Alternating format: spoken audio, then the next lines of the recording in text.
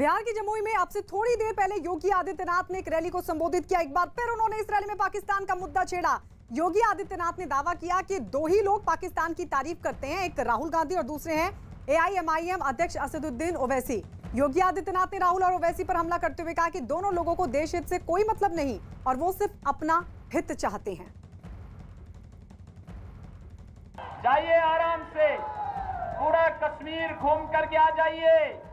अगर कहीं पाकिस्तान प्रस्त आतंकवादी कहीं भी आपको टेढ़ी नजरों से देखेगा तो भारत के जवानों की गोली उसकी आंखों को बेचते हुए बाहर कर देगी। अब वो दुस्साहस नहीं कर सकता है, क्योंकि अब तो पाकिस्तान के प्रधानमंत्री इमरान खान भी भयभीत हैं। उन्हें लगता है कि अगर भारत के अंदर कुछ भी करेंगे तो भारत के बहादुर जवान पाकिस्तान के अंदर घुस करके कोई नया सर्जिकल स्ट्राइक को अंजाम दे देंगे। अब पाकिस्तान भी कुछ नहीं कर सकता, क्योंकि भारत अब मजबूती के साथ वैश्विक पटल पर अपनी एक नई पहचान प्रधानमंत्री मोदी जी के नेतृत्व में बना चुका है। आपने देखा होगा, पाकिस्तान, बांग्लादेश, अफगानिस्तान के जितने भी हिंदू थे, सिख थे, बौद्ध थे, जैन थे, इन सबको जो वहां पे प्रताड़ित था, पीड़ित था, गृह मंत्री अमित शाह जी ने कहा कि अगर आप पीड़ित और प्रताड़ित है, भारत में शरण लिया है, हम इन्हें भारत की नागरिकता भी देंगे। नागरिकता संशोधन कानून ला करके उन्हें भारत की नागरिकता देने का कार्य किया, तो भी पीड़ा किसको होती है? पाकिस्तान के मुद्दे पर बीजेपी के हमलों से बौखलाई कांग्रेस ने भी पलटवार किया। कांग्रेस के नेता रणदीप सुरजेवाला ने बीजेपी नेताओं के बयानों को मुद्दों से भटकाने की कोशिश बता दिया।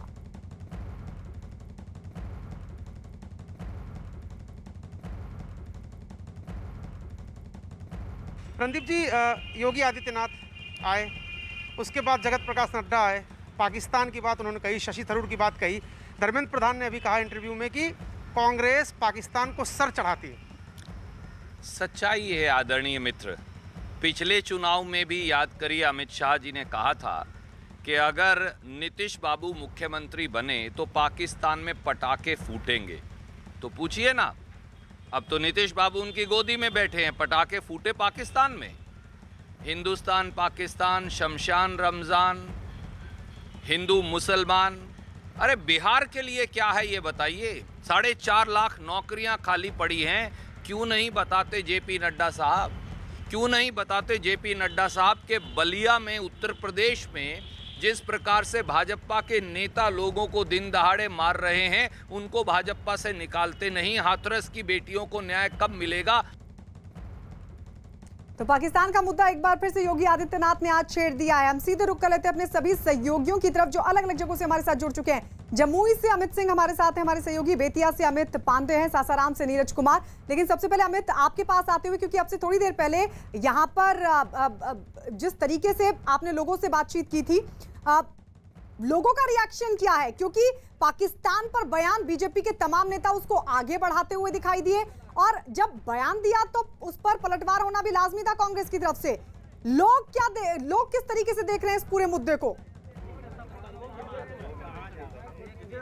जी हाँ, बिल्कुल, हम सीधे लोगों से बातचीत कर लेते हैं। लोग हमारे साथ हैं। जिस तरीके से योगी आदित्यनाथ अभी थोड़ी देर पहले यहाँ पर रैली को संबोधित किया, मैं एक बार तस्वीर यहाँ पर दिखाना चाहूँगा। थोड़ी देर पहले यहाँ से योगी आदित्यनाथ निकले हैं और अब देखिए पूरी तरीके से मंच पर अब कुछ लोग यही बचे हैं जो कि अब यहाँ से कुर्सियाँ वगैरह हटाने का काम कर रहे हैं। मेरे साथ यहाँ पर कई लोग यहाँ पर मौजूद हैं। जिस तरीके से योगी आदित्यनाथ ने राहुल गांधी और ओवैसी पर हमला किया है, एक बार फिर पाकिस्तान का नाम लेकर कि वो लोग केवल पाकिस्तान का राग अलापते हैं, तो वही लालू परिवार पर भी पोस्टर्स को लेकर हमला किया। मेरे साथ कई लोग यहाँ पर मौजूद हैं। ये बताइए, जिस तरीके से योगी आदित्यनाथ यहाँ पर और जो दूसरे नेता हैं, कल जिस तरीके से जेपी नड्डा ने जो है पाकिस्तान को लेकर रैली में कहा था और कहा था कि राहुल गांधी और ओवैसी यही लोग चर्चा करते हैं, यही लोग उनका गुण गाते हैं, क्या कहना? राहुल गांधी और ओवैसी तो देशद्रोही है। किस तरीके से ये सब जो मुद्दा है, किस तरीके से जमीन पे काम करेगा? ज़मीन पे काम करेगा। पहले तो जो जमुई की जो दीदी है श्रेषी सिंह, वो किसी चेहरे के मोहताज नहीं है। वो पहले तो दादा की बेटी है, स्वर्गीय दादा दिग्विजय सिंह की। दूसरी बात कि वो ओलंपिक गोल्ड मेडलिस्ट है, जो जम्मू की बहुत ही शान की बात है। बिल्कुल कॉमनवेल्थ में कई यहाँ पर मेरे साथ फर्स्ट टाइम वोटर भी यहाँ पर मौजूद हैं। ये बताइए किस तरीके से आप देखते हैं जो ये आरोप प्रत्यारोप लगातार चल रहे हैं? हमें बीजेपी चाहिए, जम्मू हो या कहीं भी, और नया चेहरा हमको देखने को मिल रहा है। श्रेयसी दीदी जम्मू से जिंदाबाद है और भारी मतों से जिंदाबाद रहेगी, समझे ना, एकदम कोई नहीं। ये सब जो मुद्दा है जिस तरीके से पाकिस्तान का मुद्दा और दूसरे मुद्दे जो आरोप प्रत्यारोप लगातार हो रहे हैं, उस पर क्या कहें? हमारे लिए हम आरोप तो अवैसी, वो तो एकदम देशद्रोही है, राहुल गांधी देशद्रोही है। ठीक है अमित, बिल्कुल बिल्कुल बिल्कुल ये लोगों का रिएक्शन जिस तरीके से पाकिस्तान पर बयान योगी आदित्यनाथ की तरफ से, उसके बाद एक बार फिर उन्होंने यही मुद्दा छेड़ा और उस पर प्रतिक्रिया होना लाजमी है। तो क्या चुनाव को अब इस मुद्दे की तरफ मोड़ने की कोशिश? हम सीधे बेतिया रुक कर लेते हैं, अमित पांडे भी हमारे साथ है। अमित, वहां पर लोगों का इस मुद्दे को लेकर क्या रिएक्शन, क्योंकि नेताओं की प्रतिक्रिया तो सामने आ रही है, लोगों में क्या रिएक्शन है इसको लेकर? देखिए, इस वक्त हम बेतिया में मौजूद हैं। अब से कुछ ही देर बाद इस जगह पर बीजेपी राष्ट्रीय अध्यक्ष जेपी नड्डा की रैली शुरू होने वाली है और ये जनसभा है। पिछले 2 दिनों से जनसभा कर रहे हैं राष्ट्रीय अध्यक्ष जेपी नड्डा और हमारे साथ बेतिया के लोग हैं। हम बेतिया के लोग से हम जानते हैं कि आखिरकार उनका क्या कहना है। सर, ये बताइए कि अभी तमाम चुनाव प्रचार के दौरान क्या पाकिस्तान के बारे में भी बयान आया है? राष्ट्रीय अध्यक्ष ने कहा है बीजेपी के कि विपक्ष जो बयान देता है उससे पाकिस्तान को मदद मिल रही है। नहीं मदद नहीं मिल रही है। क्या कहना है आपका? भी राष्ट्रीय अध्यक्ष आते, किस तरीके से आप देखते हैं इस बयान को कि विपक्ष जो बयान देता है उससे पाकिस्तान को मदद मिलती है? पाकिस्तान को क्या मदद मिलती है? हमको तो पाकिस्तान को मदद क्या मिलती है सर? यहाँ भाषण देने से पाकिस्तान को क्या मदद मिलेगी? हाँ, क्या कहना है आपका? राष्ट्रीय अध्यक्ष का ये कहना है कि भाषण से, विपक्ष के भाषण से पाकिस्तान को मदद मिलती है। बहुत गरीब हैं मोदी जी, बहुत गरीब हैं। पूरा एक पीछे गाय का गोश्त काटता है। यहाँ के लोगों की ये अपनी दिक्कतें हैं और हम और लोगों से हम यहाँ पर बात करते हैं। आप बताइए कहाँ से आए हैं यहाँ पर? यहाँ बीजेपी राष्ट्रीय अध्यक्ष कहते हैं कि विपक्ष के बयान से पाकिस्तान को मदद मिलती है। लोग कहने का आदत है, कहेंगे, लोग अपना देखें क्या बोल रहे हैं। तो इनका यही कहना है कि लोग अपना देखें। लौटेंगे आपके पास। तो पाकिस्तान पर एक बार फिर से योगी आदित्यनाथ ने जम्मू की रैली में बयान दिया जिस पर प्रतिक्रिया भी सामने आ रही है, लेकिन जनता क्या सोचती है ये देखना दिलचस्प होगा। इस सबके बीच आपको ये भी बता दें, बिहार में विधानसभा चुनाव के पहले दौर का जो प्रचार है वो 5 दिन बाद खत्म हो जाएगा। पूरे देश की दिलचस्पी ये जानने में है कि बिहार में इस बार चुनावी मुद्दे कौन कौन से हैं। चुनाव प्रचार में चल रहे भाषण देखें तो 15 साल बनाम 15 साल की जुगलबंदी चल रही है। महागठबंधन यानी कि विपक्षी दल आरजेडी और कांग्रेस के नेता एनडीए यानी कि बिहार के सत्ताधारी नेताओं से नीतीश कुमार के 15 साल का हिसाब मांग रहे हैं। तो नीतीश कुमार और बीजेपी के नेता लालू राबड़ी की सत्ता के 15 साल की याद दिला रहे हैं, जिसे नीतीश कुमार बिहार का जंगल राज बता रहे हैं।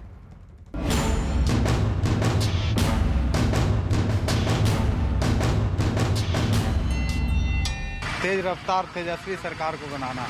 अब देखिए, अब नया युवक है, लोग तो बोल रहे हैं करेगा, लेकिन देखा जाए। कांग्रेस भी एक परिवार के बाहर नहीं निकल सकती है और राजद भी एक परिवार के बाहर नहीं निकल सकती। इतने ये लोग परेशान हैं, हताश हैं, निराश हैं। अब इनको समझ में आ गया कि इनकी सरकार अब दोबारा बनने वाली नहीं है।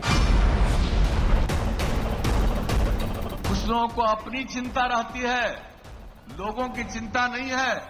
लोगों को भ्रमित करके और किस तरह से वोट लेकर के राज करते रहे।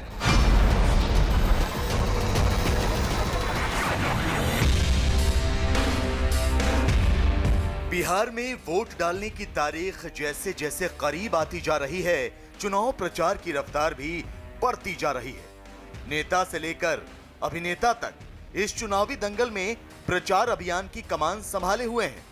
हर पार्टी अपने स्टार प्रचारकों की ताकत से वोटरों को लुभाने की कोशिश कर रही है।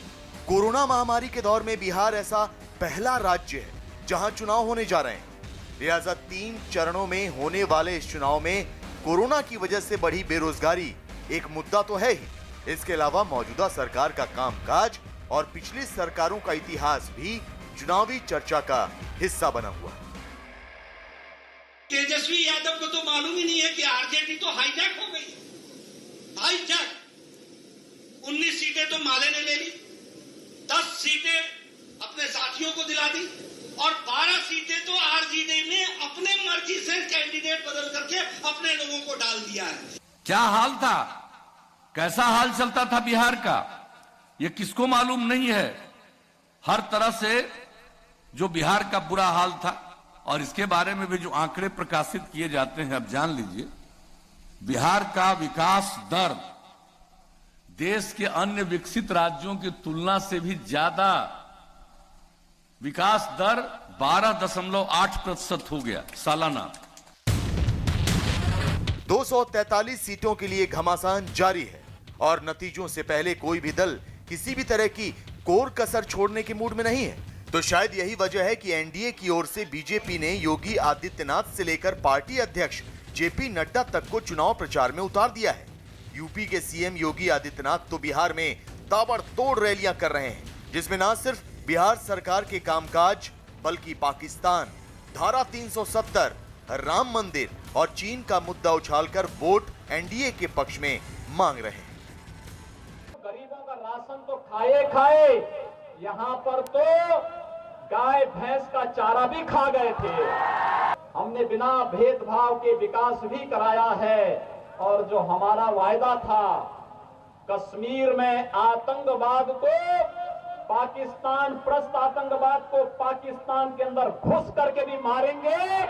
बिहार की जनता से किया गया वायदा, मर्यादा पुरुषोत्तम भगवान श्री राम के भव्य मंदिर के निर्माण को भी बनाएंगे। कर दिया ना पूरा। अब तो कोई ये नहीं कहेगा ना, कोई ये तो नहीं कह सकता कि भारतीय जनता पार्टी ने वायदा खिलाफी की है। यूपी के सीएम योगी आदित्यनाथ के अलावा कई केंद्रीय मंत्री भी बिहार के चुनावी दंगल में प्रचार का जिम्मा संभाले हुए हैं। सीतामढ़ी के डुमरा में बीजेपी के राष्ट्रीय उपाध्यक्ष और पूर्व केंद्रीय मंत्री राधा मोहन सिंह ने भी रैली की, जबकि रक्षा मंत्री राजनाथ सिंह भी बुधवार से बिहार में चुनाव प्रचार का बिगुल फूंकने वाले हैं। वो 6 दिनों तक कुल 20 सभाएं करेंगे, जबकि बिहार में अपनी जमीन तलाशती कांग्रेस भी एड़ी चोटी का जोर लगाए हुए है। कांग्रेस के रणदीप सुरजेवाला बिहार में डेरा डाले हुए हैं और एनडीए पर जमकर निशाना साध रहे हैं। हिंदुस्तान पाकिस्तान करेंगे, शमशान कब्रिस्तान करेंगे, हिंदू मुसलमान करेंगे, उग्रवादी करेंगे, परंतु बिहार में युवाओं को रोजगार कैसे मिलेगा, उद्योग और धंधा कैसे लगेगा, ये नहीं बताएंगे। हालांकि नीतीश कुमार भी अपने सुशासन का खूब प्रचार कर रहे हैं। 15 साल में उनकी सरकार ने बिहार में क्या काम किए जनता को बता रहे हैं। नीतीश कुमार रैलियों में उमड़ी भीड़ को अपनी सरकार की उपलब्धियां गिना रहे हैं। किस तरह का माहौल पूरे बिहार में बनाते थे, यही गरीब गुरबा लोग के कंधा पर बंदूक रख करके लोग चलवाते थे, और जब इन लोगों के लिए जनप्रतिनिधित्व का अवसर मिला। अब सवाल यह है कि जनता क्या चाहती है। क्या इस बार भी जनता नीतीश को मुख्यमंत्री बनाना चाहती है, या फिर युवा तेजस्वी की लालटेन पर भरोसा कर उन्हें मौका देना चाहती है? आप मेरे पीछे पूरी देश की ताकत क्यों लगा रहे हो अपनी? सिर्फ एक छोटे से नौजवान को रोकने के लिए? यानी कहीं ना कहीं से साबित होता है कि लोग निराश हैं, परेशान हैं, घबराए हुए हैं। क्यों? नीतीश जी का चेहरा काम चल रहा है क्या? हम तो पूछना चाहते हैं। इतना बड़ा उनका कहते हैं कि जनाधार है, विश्व की सबसे बड़ी पार्टी है बीजेपी, लेकिन उसके एक भी मुख्यमंत्री पद का कोई उम्मीदवार नहीं है। बिहार की मौजूदा विधानसभा का कार्यकाल 29 नवंबर को खत्म हो रहा है। बिहार में विधानसभा की कुल 243 सीटें हैं और सरकार बनाने के लिए जादुई आंकड़ा 122 का है। लिहाजा इस बार के चुनाव में 4 गठबंधन मैदान में है। एनडीए और महागठबंधन के अलावा बिहार में इस बार ग्रैंड डेमोक्रेटिक सेक्युलर फ्रंट और प्रगतिशील लोकतांत्रिक गठबंधन हिस्सा ले रहे हैं। सत्ता में वापसी की कोशिश में लगी आरजेडी ने पिछले चुनाव में ही महागठबंधन बनाया था। बीजेपी और जेडीयू को कुर्सी से हटाने के लिए महागठबंधन में इस बार वामपंथी दलों को भी साथ लिया गया है। कांग्रेस उनके साथ पहले से ही है। महागठबंधन में आरजेडी 144 सीटों पर, कांग्रेस 70 सीटों पर और लेफ्ट पार्टियां 29 सीटों पर चुनाव लड़ने जा रही हैं। जबकि एनडीए की बात करें तो जेडीयू 122 सीटों पर चुनाव लड़ेगी, बीजेपी 121 सीटों पर। जेडीयू ने अपने खाते से 7 सीटें जीतन राम मांझी की हम पार्टी को दी हैं। वहीं बीजेपी ने मुकेश सहनी की वीआईपी को अपने हिस्से से 11 सीटें दी हैं। इसकी हमारी तारीफ करेंगे क्या, आप मुझे बता दीजिए। उनकी नाव डूब रही है, उनसे इतने उनके खेवनहार अलग हो गए, जीतन राम मांझी अलग हो गए, उपेंद्र कुशवाहा अलग हो गए, मुकेश सहनी वीआईपी पार्टी के अलग हो गए, विकासशील इंसान पार्टी के। तो इस कारण उनको भी तो कोई सहारा चाहिए, तो बोलते हैं, तो बोलने पर क्या दिक्कत है। देश की राजनीति में बिहार की अहमियत किसी से छिपी नहीं है। केंद्र में कांग्रेस की जड़ें हिला देने वाले जेपी आंदोलन की शुरुआत भी यहीं से हुई थी। ऐसे में ये चुनाव बेहद अहम हो गए हैं, राज्य और केंद्र दोनों के लिहाज से। और चलिए हम सीधे रुक कर लेते सासाराम। हमारे सहयोगी नीरज कुमार भी हमारे साथ बने हुए हैं। नीरज, सासाराम की जनता क्या सोचती है? चुनावों में अब पाकिस्तान की एंट्री हो चुकी है, लेकिन क्या बात बुनियादी मुद्दों पर होगी? वोट बुनियादी मुद्दों पर होगा या फिर जनता भी पाकिस्तान को एक मुद्दा मानकर चल रही है? देखिए गायत्री, चुनाव में एनडीए और महागठबंधन का तो चुनावी रंग दिख रहा है, लेकिन जो बिहार का सबसे बड़ा गठबंधन है पार्टियों की संख्या के लिहाज से, वो ग्रैंड डेमोक्रेटिक सोशलिस्ट पार्टी का गठबंधन है और उनके कुछ कार्यकर्ता हैं और जनता भी है सासाराम के नोखा में। उनसे हम बातचीत करेंगे कि क्या पाकिस्तान मुद्दा है कि नहीं। इसी फ्रंट में AIMIM पार्टी भी है, RLSP के अध्यक्ष उपेंद्र कुशवाहा भी हैं जो कि मुख्यमंत्री पद के उम्मीदवार हैं। नोखा से उम्मीदवार हैं RLSP के। क्या इस बार पाकिस्तान भी मुद्दा है अखिलेश्वर जी? कोई मुद्दा नहीं। मुद्दा क्या है? ये स्थानीय मुद्दाएं हैं और बिहार के जो मुद्दा है वो शिक्षा, स्वास्थ्य और रोजगार। तो पिछली बार तो पाकिस्तान मुद्दा था, अब भी आपकी पार्टी बीजेपी के साथ थी। तो बनाया गया था, जुमला था लोगों को भ्रमित करने के लिए, वोट पाने के लिए। कोई मुद्दा नहीं है, सब लोग गमन चैन से, सब धर्म के लोग एक हैं। आप धर्म नहीं, पाकिस्तान यानी राष्ट्रवाद का मुद्दा नहीं है। पाकिस्तान का ही मुद्दा है ही नहीं, जब था तो खत्म हो गया, वो तो बनावटी था। ठीक है, और आप मुद्दे क्या हैं आप लोगों के लिए? मुद्दे हम लोगों के लिए पढ़ाई, दवाई, कमाई, सिंचाई, कार्रवाई और सुनवाई है। ये जो आप मुद्दा कह रहे हैं कि पाकिस्तान था, तो आदरणीय मोदी जी जो बात कहते हैं वो भारत के लोगों को समझ में आती है। जैसे मैं अभी कुछ इंग्लिश में कहता हूँ। आप मोदी मुद्दा है बिहार चुनाव में? नहीं। कौन मुद्दा कौन है? नीतीश? नहीं। तेजस्वी? नहीं, कोई मुद्दा नहीं है। यहाँ केवल सिर्फ और सिर्फ पढ़ाई, दवाई और कमाई है। मोदी जी को बीच में लोग ला रहे हैं तो उनकी बात किसी को समझ में आती है, जैसे I went the head wind. तो ये ठीक है, आप बताइए क्या मुद्दे? शिक्षा वाली सरकार। शिक्षा चाहिए, दूसरे जमीनी मुद्दों की बात कर रहे हैं ये लोग, और पाकिस्तान इनके लिए मुद्दा नहीं है। ग्रैंड डेमोक्रेटिक सोशलिस्ट फ्रंट के लोगों के लिए पाकिस्तान। सासाराम में पॉलिटिकल पार्टी के कार्यकर्ताओं की आवाज है, लेकिन आवाम क्या सोचती है ये भी जानने की कोशिश करेंगे, क्योंकि पाकिस्तान की चुनावों में एंट्री हो चुकी है। तो क्या अब चुनाव राष्ट्रवाद पे लड़े जाएंगे? ये बड़ा सवाल है। इस सब के बीच आपको बता दें, बिहार चुनाव में पाकिस्तान का मुद्दा उछलने के बाद कभी एनडीए के साथ ही रहे RLSP के अध्यक्ष उपेंद्र कुशवाहा ने पलटवार किया। उन्होंने कहा कि जानबूझकर पाकिस्तान का मुद्दा चुनाव में उछाला जा रहा है और ये चुनाव का कोई मुद्दा नहीं है।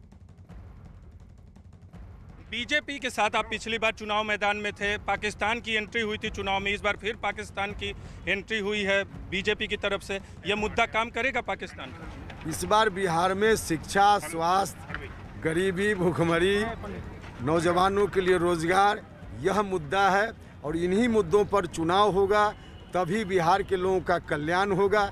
जिन लोगों ने इन मुद्दों पर कोई नहीं ध्यान दिया, कभी नहीं ध्यान दिया, सत्ता में आने के बाद भी वही लोग चाह रहे हैं कि कुछ दूसरा मुद्दा आ जाए और शिक्षा का सवाल, स्वास्थ्य का सवाल, रोजगार का सवाल दब जाए। चिराग पे क्या कहेंगे? चिराग को लेकर बहुत कंफ्यूजन है, एनडीए के भीतर भी बाहर भी जनता कंफ्यूज लग रही है। नहीं देखिए, चिराग पासवान जी खुद अपना कंफ्यूजन दूर करें, क्योंकि भारतीय जनता पार्टी के लोगों ने और नीतीश कुमार जी ने तो बुरी तरह उनको हटाने के लिए जो कुछ भी संभव था एनडीए से नीतीश कुमार जी ने किया, और अब भारतीय जनता पार्टी भी अपना हाथ छोड़ा रही है।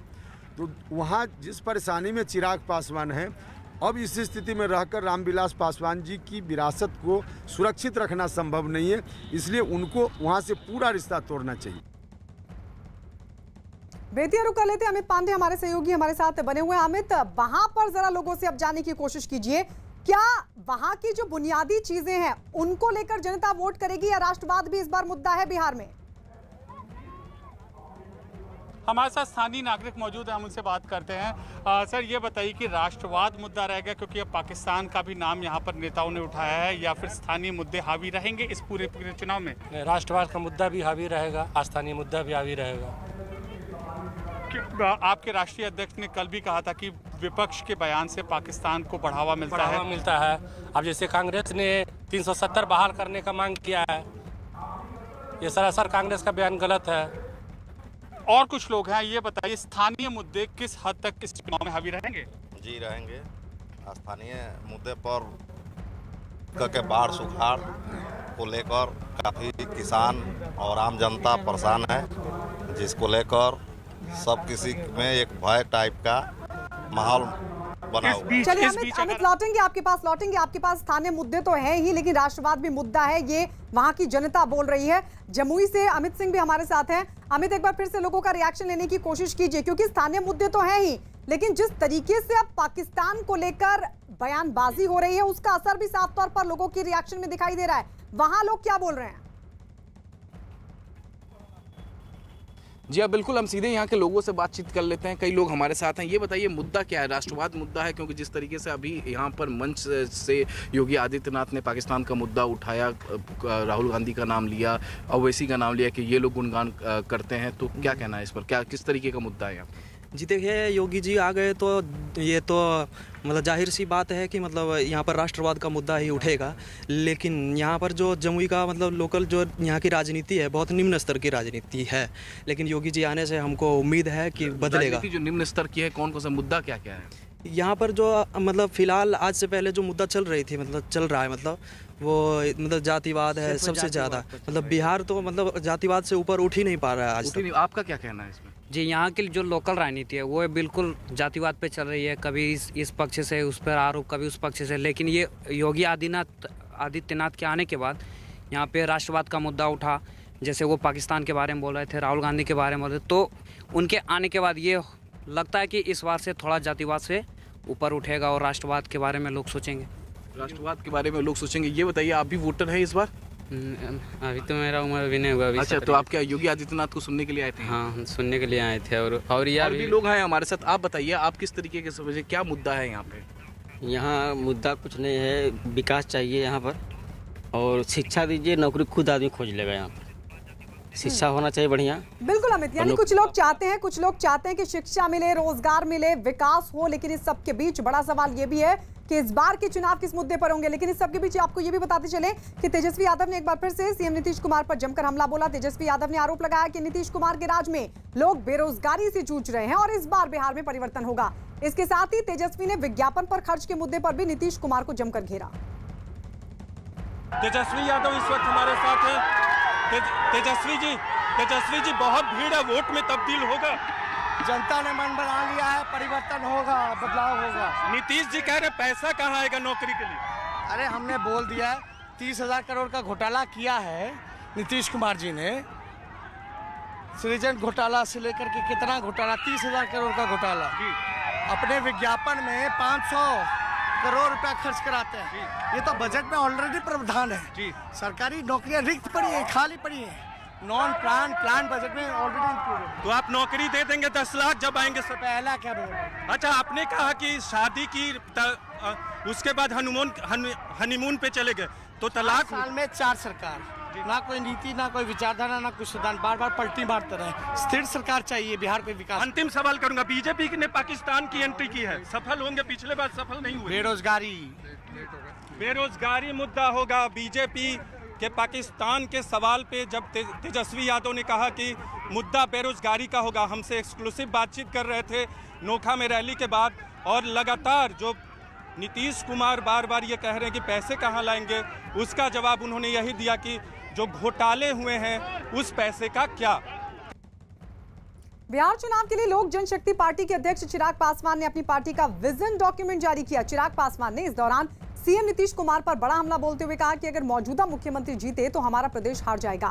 चिराग पासवान ने वादा किया कि अगर उनकी पार्टी सत्ता में आएगी तो रोजगार के मुद्दे पर काम होगा और राज्य से लोगों का पलायन रुकेगा।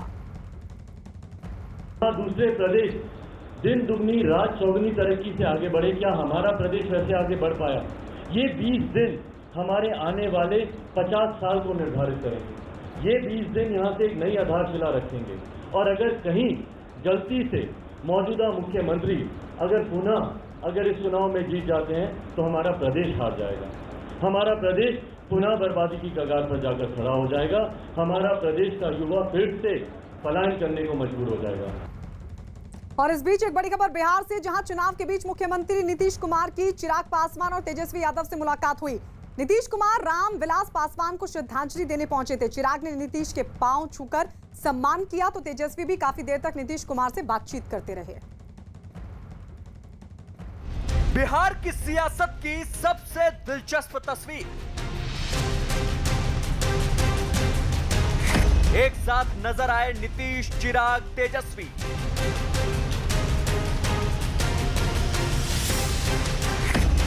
रामविलास पासवान को श्रद्धांजलि देने पहुंचे नीतीश।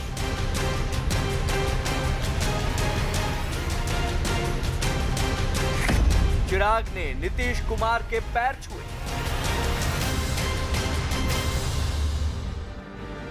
जैसे एक तस्वीर 1000 लफ्जों पर भारी पड़ जाती है, वैसे ही इस तस्वीर ने 1000 सवाल पैदा कर दिए हैं। शायद ऐसा पहली बार हुआ होगा कि एक तस्वीर में एक साथ 3 सियासी दुश्मन दिखाई दिए हों।